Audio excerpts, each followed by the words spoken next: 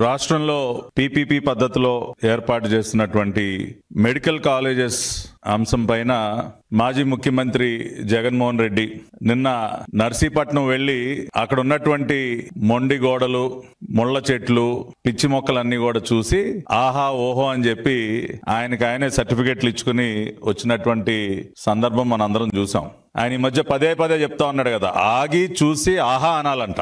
నిన్న కూడా చాలా అద్భుతంగా అక్కడ ఉన్నటువంటి మొండి గోడలు, స్లాబులు లేనటువంటి బిల్డింగులు, పిచ్చి మొక్కలన్నీ కూడా చూపించి చాలా అద్భుతంగా ఆయనే ప్రశంసించుకుని నానా రకాలుగా అనరాని మాటలన్నీ కూడా అని బురదల్లే కార్యక్రమాన్ని కొనసాగించి రావటం జరిగింది. నిన్న ఆయన ప్రత్యేకించి జీవోల గురించి మాట్లాడుతా ఉన్నాడు. చేతిలో ఏదో ఒకటి రెండు జీవోలు పట్టుకుని ఇదిగో నేను జీవో ఇచ్చా, ఇదిగో జీవో, ఈ జీవోలో అది ఉంది ఇది ఉంది అని చెప్పి జీవోల గురించి మాట్లాడుతూ ఉన్నాడు. సాధారణంగా ఎప్పుడు కూడా ఏదో జీవో కాగితాలో లేదంటే ఇంకొక రకమైనటువంటి పత్రాలు పట్టుకుని మాట్లాడే అలవాటు మనోడికి లేదు. ఎవడో రాసిచ్చినటువంటి స్క్రిప్ట్ చదవటం తప్పితే సాధారణంగా జీవో కాపీ పట్టుకొని నిన్న పట్టుకున్నాడు. మంచిదే, మేము కూడా అదే కోరుకుంటా ఉన్నాం. జగన్మోహన్ రెడ్డి ఇచ్చినటువంటి జీవోల గురించే మాట్లాడాలని కోరుకుంటా ఉన్నాం.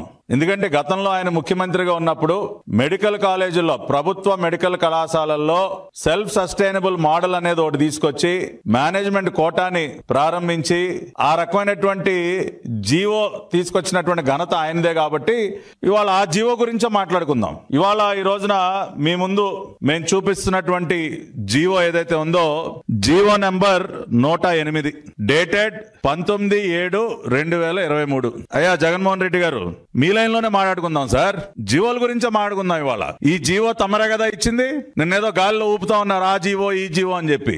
ఈ జీవోని కూడా చూపించండి సార్. ఈ జీవో గురించి కూడా మాట్లాడండి. 19/7/2023 రాష్ట్రానికి ముఖ్యమంత్రి మీరే. జీవో నంబర్ 108 ఇచ్చింది మీరే. ఈ జీవోలో ఏముందో కూడా ఒకసారి చూద్దాం. ఈ జీవో ప్రకారం చాలా స్పష్టంగా the government have issued orders categorising the seats in the government medical colleges permitted from the academic year 23-24 onwards as follows. ప్రభుత్వ వైద్య కళాశాలల్లో ఈ పర్సంటేజ్ ప్రకారం సీట్లు కేటాయించాలని తమరు ఇచ్చినటువంటి జీవో. ఏముంది జీవోలో? 15% of total seats in each new government medical college shall be allocated to all India quota. 15% all India quota. Okay. Out of the remaining 85% of the seats, 50% of seats are categorized as competent authority అంటే general category. మిగతా 85%లో 50% general category అంటే convener quota. మిగతా 50% ఏం చేశారు sir తమరు?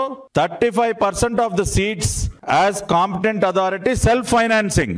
గతంలో లేనటువంటి self financing విధానానికి శ్రీకారం చుట్టి 35% సీట్లు ప్రభుత్వ వైద్య కళాశాలల్లో ప్రవేశపెట్టింది మీరు. 15% of the seats are competent authority NRI quota. ప్రభుత్వ వైద్య కళాశాలల్లో గతంలో లేనటువంటి కోటాలు ప్రవేశపెడుతూ తమరు విడుదల చేసినటువంటి జీవో జగన్మోహన్ రెడ్డి గారు. అదే విధంగా ఫీజులు కూడా మీరే పెట్టారు కదా.